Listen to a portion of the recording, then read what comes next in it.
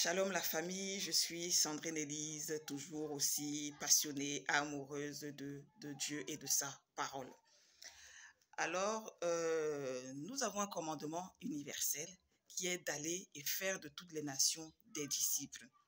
Non seulement nous devons aller, nous devons nous propager à travers les rues, qu'elles soient virtuelles ou physiques, pour gagner des âmes, pour faire de toutes les nations des disciples, suivant la parole de Dieu, le commandement que Dieu nous a donné, mais également enseigner-leur tout ce que je vous ai prescrit.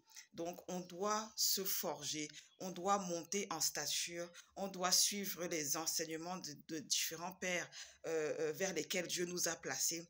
Mais ce n'est pas pour les garder pour nous, c'est pour aller dans les nations, c'est pour faire de toutes les nations des disciples, et en leur enseignant tout ce que Jésus nous a prescrit, tout ce que Dieu dans sa parole nous a laissé. Alors voilà pourquoi je suis devant vous ce matin. C'est pour que nous puissions ensemble monter en stature dans la connaissance de la parole de Dieu.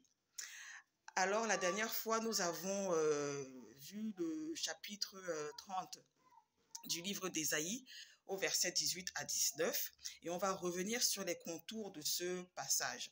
Alors sans plus tarder, je vais commencer à lire dans le livre d'Ésaïe, chapitre 30, versets 18 à 19, je lis au nom du Seigneur. Toujours avoir sa Bible. Toujours avoir sa Bible. Moi, j'utilise ce matin la version Darby. Donc, Ésaïe, chapitre 30, versets 18 à 19, je lis au nom du Seigneur.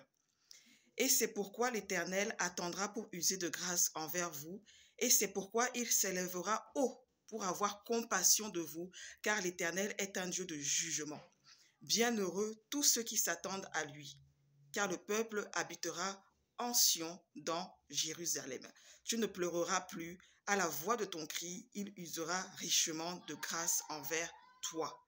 Aussitôt qu'il entendra, il te répondra. Amen. Alors, nous allons décortiquer ce passage parce que c'est un passage en fait qu'on a l'habitude de citer.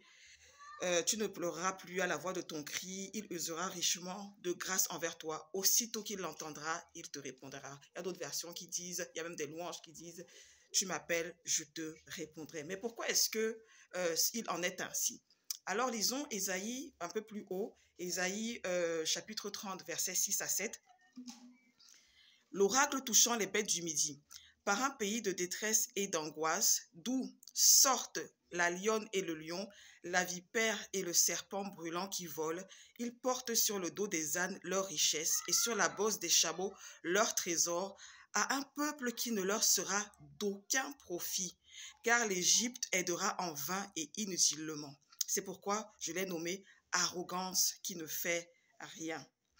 Et nous continuons notre lecture avec Ésaïe chapitre 30, verset 15.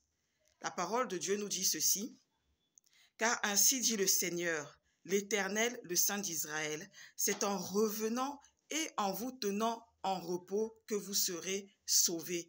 Dans la tranquillité et dans la confiance sera votre force. Une phrase très importante à ajouter, mais vous ne le voulez pas. Amen. Donc,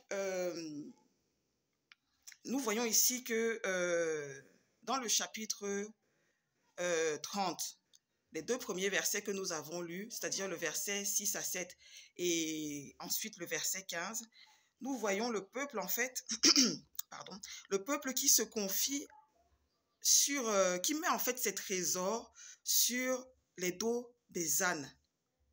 Leur richesse sur le dos des ânes et sur la bosse des chameaux, leur trésor. Donc, c'est un peuple, en fait, qui se confie en ce qu'ils ont laissé en Égypte. Rappelle-toi que dans la parole de Dieu, l'Égypte, en fait, c'est la préfiguration de là où nous-mêmes nous étions.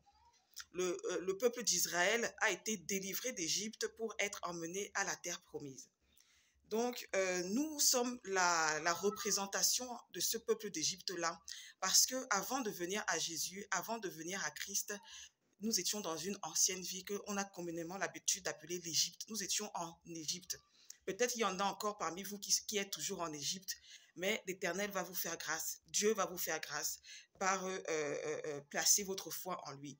Donc, on voit que ce sont des personnes, c'est un peuple, en fait, qui a laissé son trésor en Égypte, qui n'a pas mis sa confiance entre les mains de l'Éternel, mais qui a mis sa confiance sur des dos, des bosses d'âne, des bosses de chameaux. Imagine-toi un chameau, un âne en train de transporter tes trésors. Tu prends tes trésors que tu as chez toi, tu mets sur la bosse d'un âne ou sur celle d'un chameau. La parole de Dieu dit qu'il ne leur sera d'aucun profit. Car l'Égypte aidera en vain et inutilement.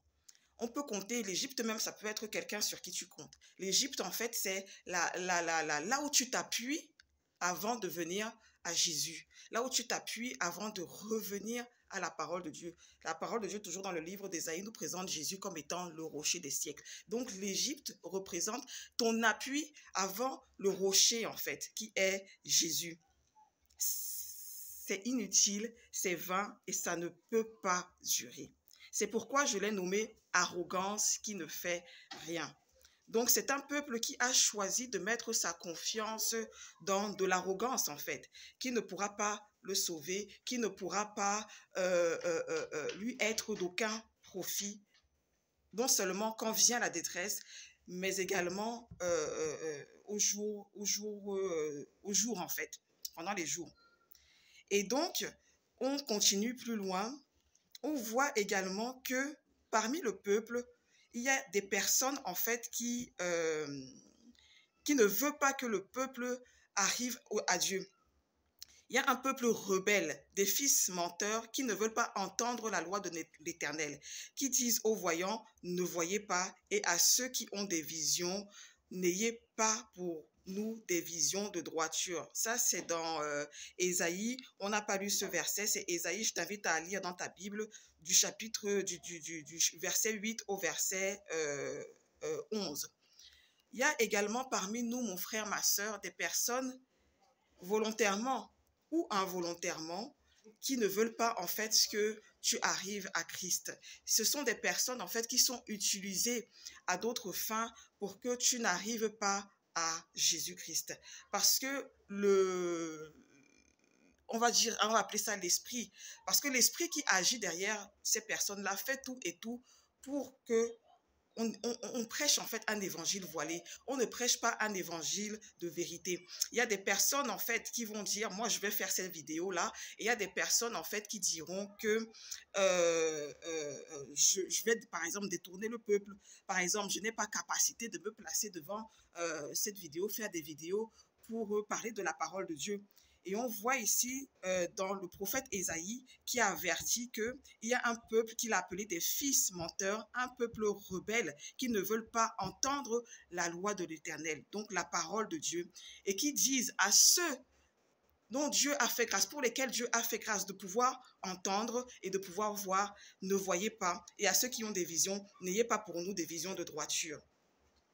Dites-nous des choses douces, voyez des tromperies. Donc le peuple a soif, même de nos jours encore, d'entendre des choses douces, des choses qui vont faire plaisir au Seigneur. Et ça ne sera pas ton partage, mon frère, ma soeur, ça ne sera pas notre partage, parce que nos yeux sont éclairés par la parole de l'Évangile. On se retrouve tout à l'heure pour une nouvelle parole inspirée par Dieu. Shalom.